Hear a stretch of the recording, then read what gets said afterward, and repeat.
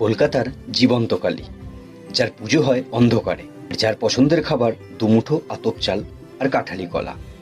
তার মহিমার কথা এতটাই জনমুখে প্রচারিত যে অমাবস্যার দিনে সেখানে তিল ধরার জায়গা থাকে না। আর হবে নাই বা কেন?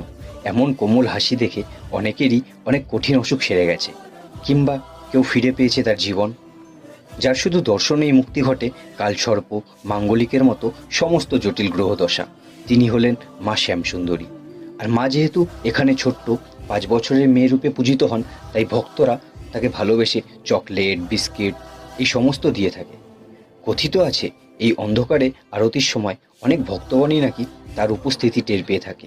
কখনো তার চোখের পলক পড়তে দেখা যায়, কখনো তার স্থানের পরিবর্তন ঘটে। দুপুর 12টা এবং সন্ধ্যে 7টার সময় বিনামূল্যে সকল ভক্তগণকে প্রসাদ বিতরণ করা হয়।